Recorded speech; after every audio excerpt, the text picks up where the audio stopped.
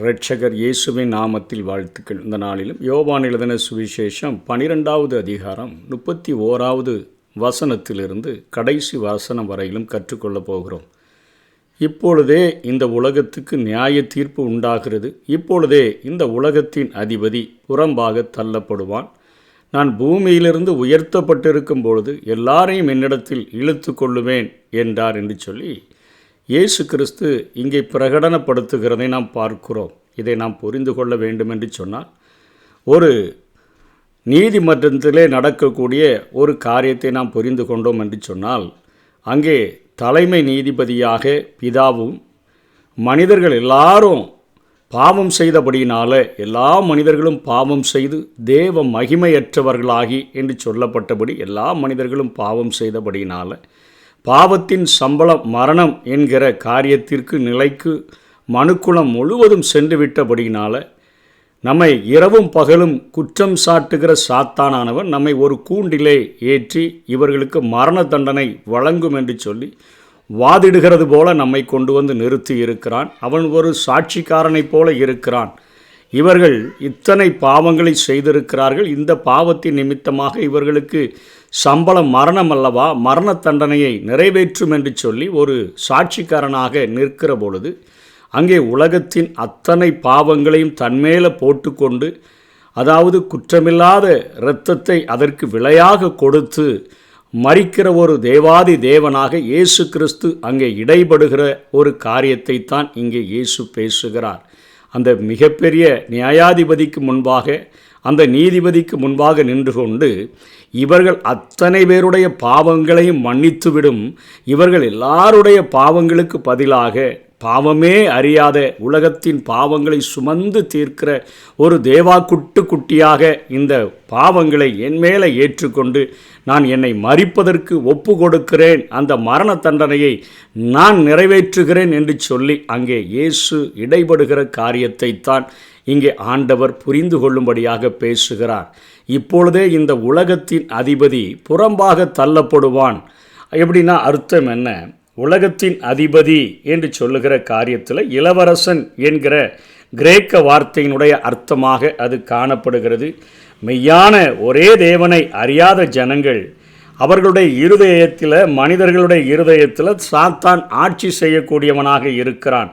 அந்த ஆட்சி செய்கிற சத்துருவை அவன் புறம்பாக தள்ளப்பட்டு விடுவான் என்று சொல்லி ஆண்டவர் பேசுகிறார். இப்பொழுதே புறம்பாக தள்ளப்படுவான் என்று சொன்னால், இயேசு கிறிஸ்து சிலுவை மரணத்திலே தன்னுடைய மரணத்தை நிறைவேற்றும் பொழுது, அந்த உயர்த்தப்பட்டிருக்கும் பொழுது இழுத்து கொள்ளுவேன் என்று சொல்கிறாரே, அந்த சிலுவை மரணத்தை நோக்கி பார்த்து, ஆண்டவரே, பாவத்தின் சம்பளம் மரணம், நான் மரிக்க வேண்டிய இடத்துல எனக்காக நீர் மரித்திருக்கிறபடியினால் ஆண்டவரே, என்னுடைய பாவங்கள் என்னுடைய உள்ளத்தில் குத்துகிறது, என்னை எப்படியாவது உம்முடைய இரத்தத்தினால் கழுவி பரிசுத்தப்படுத்தும் என்று கேட்கிற எல்லா மனிதருடைய இருதயத்திலும் இருந்து அங்கே உலகத்தின் அதிபதி புறம்பே தள்ளப்பட்டு இயேசு கிறிஸ்து அந்த அரியணையில் அமர்ந்து ஆட்சி செய்கிறவராக காணப்படுகிறார். அதைத்தான் ஆண்டவர் பேசுகிறார். முற்றிலுமாக அவன் புறம்பே தள்ளப்படவில்லை என்பதை நாம் 1 பேதுரு 5ஆம் அதிகாரம் 8ஆம் வசனத்திலிருந்து புரிந்து கொள்ளலாம். தெளிந்த புத்தியுள்ளவர்களாய் இருங்கள், விழித்திருங்கள், ஏனெனில் உங்கள் எதிராளியாகிய பிசாசானவன் கர்ச்சிக்கிற சிங்கம் போல எவனை விளங்கலாமோ வென்று வகை தேடி சுற்றித் திரிகிறான். அப்போ எப்பந்தான் ஆண்டவராகிய இயேசு கிறிஸ்து சொன்ன காரியம் நிறைவேறும் என்று சொன்னால், வெளிப்படுத்தல் 20ஆம் அதிகாரம் 1-3 வரையிலும் படிக்கும் பொழுது, இந்த உலகத்தில் இயேசு கிறிஸ்து 2வது வருகையில் வரும்பொழுது 1000 வருட அரசாட்சியை இந்த உலகத்தில் அவர் ஒருவரே ராஜாதி ராஜாவாக, கர்த்தாதி கர்த்தாவாக இருந்து எருசலேமை மையமாக கொண்டு இந்த உலகம் முழுவதையும் ஆளும் பொழுது, அங்கே ஒரு தூதன் மிகப்பெரிய சங்கிலியை கொண்டு வந்து அங்கே பழைய பாம்பு என்று லூசிஃபர் என்றும் அழைக்கப்படுகிற அந்த சாத்தான சங்கிலியில் கட்டி பாதாளத்தில் 1000 வருடம் அடைத்து வைப்பான். அதற்கு பின்பும் சாத்தான் விடுதலை பெற்று வருவான். அங்கே மீண்டுமாக அவன் அக்கினியும் கந்தகமும் ஏறுகிற கடலிலே ஆண்டவரோ ஆகிய இயேசு கிறிஸ்துவோடு யுத்தம் பண்ணி தோற்ற பின்பு அவன் தள்ளப்படுவான். அவனோடு கூட அவனுடைய கிரியைகளை பின்பற்றினவர்களும் அங்கே தள்ளப்படுவார்கள். அப்பொழுதுதான் அவன் முழுவதுமாக இந்த உலகத்தை விட்டே தள்ளப்பட்டு நரகத்துக்கு செல்வான். இப்பொழுது இருதயங்களிலிருந்து, அவருடைய சிலுவையை நோக்கி பார்க்கிறவர்களுடைய உள்ளத்திலிருந்து அவன் தள்ளப்படுகிறதை குறித்து ஆண்டவர் பேசுகிறார். 32ஆம் வசனத்தில், நான் பூமியில் உயர்த்தப்பட்டிருக்கும் பொழுது எல்லாரையும் என்னிடத்தில் இழுத்து கொள்வேன் என்று சொன்னார். உடனே அப்போ எல்லாரும் ரட்சிக்கப்பட்டுருவாங்களோ அப்படிங்கிற ஒரு காரியங்கள் நமக்கு தோன்றக்கூடும். இங்கே வெளிப்படுத்தல் 21ஆவது அதிகாரத்தில் 8வது வசனத்தை நாம் பார்க்கும்பொழுது அங்கே ஒரு பட்டியல் இடப்படுகிறது. என்ன? அங்கே நரகத்திற்கென்றும் செல்லுகிற ஒரு கூட்டத்தார் இருக்கிறார்கள். பயப்படுகிறவர்களும், அவிசுவாசிகளும், அருவருப்பானவர்களும், கொலைபாதகரும், விபச்சாரக்காரரும், சூனியக்காரரும், விக்கிரக ஆராதனைக்காரரும், பொய்யர் அனைவரும் 2ஆம் மரணமாகிய அக்கினியும் கந்தகமும் எரிகிற கடலிலே பங்கடைவார்கள் என்றார். அப்போ ஒரு கூட்ட ஜனங்கள் ஆண்டவரை தன்னுடைய இருதய அரியணையில் அமர வைக்காமல் சாத்தான இருதய அரியணையில் அமர வைத்திருக்கிறவர்கள் சிலுவையை நோக்கி பார்த்து, என்னுடைய பாவங்களுக்காக, என்னுடைய பாவத்தின் சம்பளம் மரணம் என்கிற தண்டனையை நீர் நிறைவேற்றியிருக்கிறீரே என்று சொல்லி கண்ணீரோடு மனம் திரும்பாதவர்கள், அவர்கள் பயப்படுகிறவர்களாக இருப்பார்கள், அவிசுவாசிகளாக இருப்பார்கள், அருவருப்பானவர்களாக இருப்பார்கள், கொலைபாதகர்களாக, விபச்சாரக்காரர்களாக, சூனியக்காரர்களாக, விக்கிரக ஆராதனைக்காரர்களாக, பொய்யராக இவர்கள் எல்லாரும் அங்கே சாத்தான் தள்ளப்படுகிற 2ஆம் மரணமாகிய அக்கினியும் கந்தகம் ஏறுகிற கடலிலே என்று சொன்னால் நரகத்திலே தள்ளப்படுவார்கள். ஆனால் வெளிப்படுத்தல் 7ஆம் அதிகாரம் 9ஆம் வசனத்தில் ரட்சிக்கப்படுகிறவர்கள் யார் என்று சொல்லப்படுகிறது. இவைகளுக்கு பின்பு நான் பார்த்தபொழுது, இதோ சகல ஜாதிகளிலும், கோத்திரங்களிலும், ஜனங்களிலும், பாஷைகளிலும் இருந்து வந்ததும் ஒருவனும் எண்ணக்கூடாததுமான திரளான கூட்டமாகிய ஜனங்கள் வெள்ளை அங்கிகளை தரித்து தங்கள் கைகளில் குருத்தோலைகளை பிடித்து சிங்காசனத்திற்கு முன்பாகவும் ஆட்டுக்குட்டியானவருக்கு முன்பாகவும் நிற்க கண்டேன் என்று சொல்லி இங்கே யோவான் எழுதுகிறதை பார்க்கிறோம். அதே யோவான் தான் 2வது நரகத்தில் தள்ளப்படுகிறவர்களையும் எழுதுகிறார். ஆனால் உயர்த்தப்பட்டிருக்கும் போது எல்லாரையும் இழுத்துக்கொள்வேன் என்று சொன்னால், யார் யார் அவர்களை நோக்கி பார்க்கிறார்களோ அவர்களை நான் இழுத்து கொள்ளுவேன் என்று சொல்லித்தான் ஆண்டவர் இங்கே பேசுகிறார். இதனைத் தொடர்ந்து 33வது வசனத்தில் தாம் இன்ன விதமாக மரிக்கப் போகிறார் என்கிற காரியத்தை குறித்து இயேசு கிறிஸ்து சொல்லுகிறதை பார்க்கிறோம். ஜனங்கள் அவரை நோக்கி, கிறிஸ்து என்றென்றைக்கும் இருக்கிறார் என்று வேதத்தில் சொல்லியதை நாங்கள் கேட்டிருக்கிறோம். அப்படி இருக்க மனுஷகுமாரன் உயர்த்தப்பட வேண்டியதென்று எப்படி சொல்லுகிறீர்? இந்த மனுஷகுமாரன் யார் என்றார்கள். அவர்கள் ஆண்டவர்கிட்ட கேட்குறாங்க, மேசியா எந்தெந்தைக்கும் இருப்பாரா, நீங்கள் உயர்த்தப்படும் பொழுது என்று பேசுகிறீர்களே என்று சொல்லி அவர்கள் ஒரு சில வசனங்களை கற்றிருந்தபடினால் இயேசுவினிடத்தில் கேட்கிறார்கள். சங்கீதம் 89:4 என்றென்றைக்கும் உன் சந்ததியை நிலைப்படுத்தி தலைமுறை தலைமுறையாக என் சிங்காசனத்தை ஸ்தாபிப்பேன் என்று ஆணையிட்டேன் என்றார். அதாவது தாவீதினுடைய சந்ததியை நிலைப்படுத்தி தலைமுறை தலைமுறையாக என் சிங்காசனத்தை ஸ்தாபிப்பேன் என்று சொன்னால், இயேசு கிறிஸ்து மேசியாதான அதில் நிலையாக என்றென்றைக்கும் இருப்பார் என்று சொல்லியிருக்குது. நீங்கள் உயர்த்தப்படும் போது என்று சொல்லுகிறீர்களே என்று சொல்லி கேட்கிறார்கள். சங்கீதம் 110:4 நீர் மெல்கிசதேக்கின் முறைமையின்படி என்றென்றைக்கும் ஆசாரியராக இருக்கிறீர் என்று கர்த்தர் ஆணையிட்டார், மாறாமலும் இருப்பார் என்றென்றைக்கும். அதே போல் ஏசாயா 9:7 தாவீதின் சிங்காசனத்தையும் அவனுடைய ராஜ்யத்தையும் அவர் திடப்படுத்தி அதை இது முதற்கொண்டு என்றென்றைக்கும் நியாயத்தினாலும் நீதியிலும் நிலைப்படுத்தும்படிக்கு அவருடைய கர்த்தத்துவத்துக்கும் பெருக்கத்துக்கும் அதில் சமாதானத்துக்கும் முடிவில்லை என்று சேனைகளின் கர்த்தருடைய வைராக்கியம் இதை செய்யலாம் சொல்லியிருக்குது. என்றென்றைக்கும் இருக்கக்கூடிய அந்த காரியத்தை குறித்து தானே நாங்கள் மேசியாவை பற்றி கேள்விப்பட்டிருக்கிறோம். நீர் உயர்த்தப்பட்டிருக்கும் போது என்று சொல்கிறீர். அப்போ இந்த மனுஷகுமாரன் யார் என்று அவர்கள் கேட்கிறார்கள். மனுஷகுமாரன் என்பது அவர்களுக்கு தெளிவாக தெரியும்.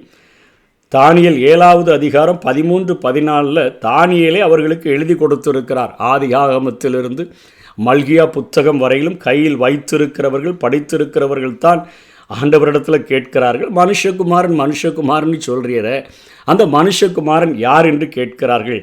ராத்தரிசனங்களிலே நான் பார்த்து கொண்டிருக்கையில், இதோ மனுஷகுமாரனுடைய சாயலான ஒருவர் வானத்து மேகங்களுடனே வந்தார். அவர் நீண்ட ஆயுசுள்ளவர், இடமட்டும் வந்து அவர் சமீபத்தில் கொண்டு வரப்பட்டார். சகல ஜனங்களும் ஜாதியாரும் பாஷைக்காரரும் அவரையே சேவிக்கும்படி அவருக்கு கர்த்தத்துவமும் மகிமையும் ராஜரீகமும் கொடுக்கப்பட்டது. அவருடைய கர்த்தத்துவம் நீங்காத கர்த்தத்துவமாக, நித்திய கர்த்தத்துவமாக அவருடைய ராஜ்யம் அழியாததாக இருக்குன்னு சொல்லி எழுதியிருக்குது. இதை படித்திருந்த போதிலும் கூட, மேசியா சங்கரிக்கப்படுவார் என்கிற காரியத்தை தானியேல் எழுதியிருந்த போதிலும் கூட, எவ்வளவுதான் கற்றிருந்தாலும் ஒரு அறியாத முட்டாள்களைப் போல பேசினபடினால ஆண்டவர் இதற்கு எந்த ஒரு காரியத்தையும் சொல்லாமல், அர்த்தத்தையும் சொல்லிக் கொடுக்காமல் தொடர்ந்து பேசுகிறார். இன்னும் கொஞ்ச காலம் ஒளி உங்களிடத்தில் இருக்கும், இருளில் நீங்கள் அகப்படாதபடிக்கு ஒளி உங்களோடு இருக்கையில் நடவுங்கள். இருளில் நடக்கிறவன் தான் போகிற இடம் என்னதென்று அறியான்.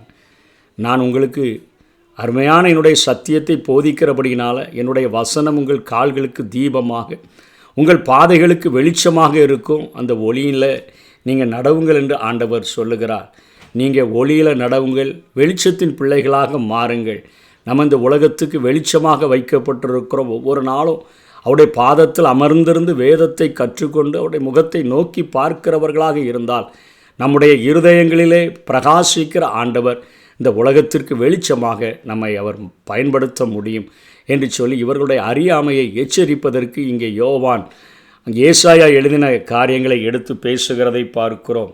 38வது வசனத்திலிருந்து 41வது வசனம் வரையிலும் கர்த்தர் எங்கள் மூலமாய் கேள்விப்பட்டதை, கர்த்தாவே எங்கள் மூலமாய் கேள்விப்பட்டதை விசுவாசித்தவன் யார்? கர்த்தருடைய புயம் யாருக்கு வெளிப்பட்டது என்று ஏசாயா தீர்க்கதரிசி சொன்ன வசனம் நிறைவேறும்படி இப்படி நடந்தது.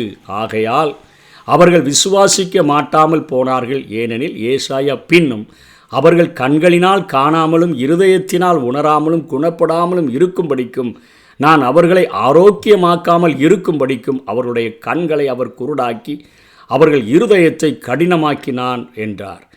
இங்கே ஏசாயா எழுதின வார்த்தைகளை இங்கே யோவான் நினைவுபடுத்துகிறார். இத்தனை காரியங்களை அவர்கள் புத்தகத்தில் எழுதப்பட்டு கைகளிலே வைத்திருந்த போதிலும் ஆண்டவரை அறிய வேண்டும் என்கிற வாஞ்சை இல்லாதபடியினால், ஒரு தாகம் இல்லாதபடியினால் அவர்கள் என்னதான் பேசினாலும் அவர்களுக்கு போதித்தாலும் புரிந்து கொள்ள முடியாத நிலைமையில் காணப்பட்டார்கள். புரிந்து கொண்டவர்களும் எப்படி இருந்தாங்கன்னு சொல்லி 42ஆம் வசனத்தில் பார்க்கிலும், ஆகிலும் அதிகாரிகளிலும் அநேகர் அவரிடத்தில் விசுவாசம் வைத்திருந்தார்கள். அப்படி இருந்தும் ஜெப ஆலயத்துக்கு புறம்பாக்காதபடி பரிசேயர் நிமித்தம் அதை அறிக்கை பண்ணாதிருந்தார்கள். ஷம்மதா என்கிற ஒரு புறந்தழுதலை வைத்திருந்தார்கள். சாகர வரையிலும் அவர்கள் ஆராதிக்கிற ஸ்தலத்துக்குள்ளாக வரக்கூடாது. இயேசு கிறிஸ்துவை மேசியான் என்று அறிக்கையிடுகிறவர்கள், இயேசுவை பின்பற்றுகிறவர்களுக்கு இப்படிப்பட்ட அந்த குருடனை புறம்பாக்கின ஒரு காரியத்தை போல புறம்பாக்கி விடுவார்கள் என்று பயந்து, தேவனால் வருகிற மகிமையிலும் மனுஷரால் வருகிற மகிமையை அவர்கள் அதிகமாய் விரும்பினபடியினால அவர்களும் அங்கே ஆண்டவரிடத்தில் வர முடியாமல் போய்விட்டது. விசுவாசம் ஆரம்பத்தில் வைக்கிறார்கள், ஆனால் எதிர்ப்புகள் வந்துவிடும். நம்ம சமுதாயத்தை விட்டு தள்ளப்பட்டு விடுவோம். மனுஷரால் வருகிற மகிமை தான் வேணும், தேவனால் வருகிற மகிமை வேண்டாம் என்று சொல்லி எந்த ஒரு மனிதன் சொல்லி நினைக்கிறான், அவன் ஒருபோதிலும் ஆண்டவரிடத்தில் வர முடிகிறதில்லை. ஆனால் அங்கே அரிமத்தியா ஊரனாகிய யோசேப்பும் நிக்கோதேமும் இப்படிப்பட்ட காரியங்களிலே இருந்திருந்த போதிலும் இயேசு கிறிஸ்து மரித்த பொழுது பகிரங்கமாக வெளியே வந்து ஒருவர் இயேசுவின் சரீரத்தை கேட்டு வாங்கி அடக்கம் பண்ணுகிறதற்கும், இன்னொருவர் 100 ராத்தல் வெள்ளை போலவும் கரிய போலவும் கொண்டு வந்து ஆண்டவருடைய சரீரத்தில் பூசுகிறதற்கும் இருட்டிலிருந்து அவர்கள் வெளிச்சத்திற்கு வந்தபடியினால ஆண்டவருடைய ரட்சிப்பை பெற்றுக்கொண்டார்கள். இருட்டிலே இருந்து கொண்டு மனிதர்களுக்கு பயந்து மனிதர்களால் வருகிற மகிமையை தேடினோம் என்று சொன்னால் ஒருபொழுதிலும் நாம் முழுமையாக ரட்சிப்பை பெற்றுக்கொள்ள முடியாது. என்னிடத்தில் விசுவாசமாக இருக்கிற எவனும் இருளில் இராதபடிக்கு நான் உலகத்தில் ஒளியாக வந்தேன் என்று சொல்லி இயேசு சொல்லுகிறார். ஒருவன் என் வார்த்தைகளை கேட்டும் விசுவாசியாமல் போனால் அவனை நான் நியாயம் தீர்ப்பதில்லை. நான் உலகத்தை நியாயம் தீர்க்க வராமல் உலகத்தை ரட்சிக்க வந்தேன். என்னை தள்ளி என் வார்த்தைகளை ஏற்றுக்கொள்ளாதவனை இப்போ நான் நியாயம் தீர்க்க வரல, இந்த முதல் வருகையில் நியாயம் தீர்க்க வரல. நியாயம் தீர்க்கிறது ஒன்று இருக்கிறது, நான் சொன்ன வசனமே அவனை கடைசி நாளில் நியாயம் தீர்க்கும். இந்த உலகத்தில் அநேக பிறவிகள்லாம் இல்லை. ஒரு தரம் மரிப்பதும் பின்பு நியாய தீர்ப்பு அடைவதும் மனுஷனுக்கென்று நியமிக்கப்பட்டிருக்கிறபடினால நமக்காக கல்வாரி சிலுவையில் எல்லா பாவங்களையும் சுமந்து தீர்த்தவரிடத்தில் வந்து என் பாவங்களை உம்முடைய குற்றமில்லாத இரத்தத்தினால் கழுவும் என்று சொன்னால் இன்றைக்கும் அதை கழுவி பஞ்சை போல நம்முடைய இருதயங்களை வெண்மையாய் மாற்றுகிறதற்கு அவர் உண்மை உள்ள ஒரு ஆண்டவராக இருக்கிறார். ஏனென்று சொன்னால் அவர் சுயமாக நான் பேசலை, நான் என்ன உபதேசிக்கணும்னு சொல்லி என் பிதாவே எனக்கு கட்டளையிட்டிருக்கிறார். அந்த கட்டளை என்னன்னு சொன்னால் நித்திய ஜீவனை குறித்து பேச சொல்லியிருக்கிறார். இந்த உலக வாழ்க்கையில் என் சத்தத்தை கேட்டு என்னை அனுப்பினவுடைய சத்தத்துக்கு செவி கொடுத்து அந்த வார்த்தைகளுக்கு கீழ்ப்படிந்து என் வசனத்துக்கு நடுங்குகிறவனையே நோக்கி பார்ப்பேன் என்று சொல்லுகிறாரே. அப்படி கீழ்ப்படிந்து வாழ்ந்தீர்கள் என்று சொன்னால் நித்திய வாழ்க்கையை, நித்திய ஜீவனை, என்றென்றைக்கும் அழிவில்லாத அந்த பரலோக ராஜ்ய வாழ்வை நீங்கள் பெற்றுக்கொள்வீர்கள். அவருடைய கட்டளை நித்திய ஜீவனாய் இருக்கிறது என்று அறிவேன். ஆகையால் நான் பேசுகிறவைகளை பிதா எனக்கு சொன்னபடியே பேசுகிறேன். சாத்தானுக்கும் அவனுடைய தூதர்களுக்கும் என்று ஆயத்தப்படுத்தப்பட்ட நரகத்திற்கு என் சாயலில் என் ரூபத்தில் உருவாக்கப்பட்ட மனிதர்கள் சென்றுவிடக்கூடாது என்பதற்காக, நித்திய ஜீவனை மனிதன் பெற்றுக்கொள்ள வேண்டும் என்பதற்காகவே அவருடைய மடியில் தவழ்ந்த செல்ல குமாரனாகிய என்னை இந்த மரண ஆக்கினை தீர்ப்புக்கு ஒப்பு கொடுத்திருக்கிறார். மனுக்குலம் மறிக்க வேண்டிய இடத்துல நான் மறித்து உங்கள் எல்லாருக்கும் நித்திய ஜீவனை வாக்களிக்கும்படியாக என்னை நோக்கி பார்த்து என்னிடத்தில் விசுவாசம் வைத்து பாவத்தின் அடிமைத்தனத்திலிருந்து விடுதலையானீர்கள் என்று சொன்னார். பரலோக ராஜ்யத்தில் என்னோடும் பிதாவோடும் நித்திய காலமாய் வாழ முடியும். அதுதான் என் பிதா எனக்கு இட்ட கட்டளை. அதை நிறைவேற்றுகிறதற்கு இந்த உலகத்தில் பிரயாசப்படுங்கள் என்று ஆண்டவர் பேசுகிறார். நாமும் அந்த சத்தியத்திற்கு கீழ்ப்படிந்து நித்திய ஜீவன் வரைக்கும் நிலை நிற்கப் போகிற அந்த போஜனத்துக்காக கிரியை நடப்பிப்போம். கர்த்தர் தாமே நம்மை ஆசீர்வதிப்பாராக. ஆமென்.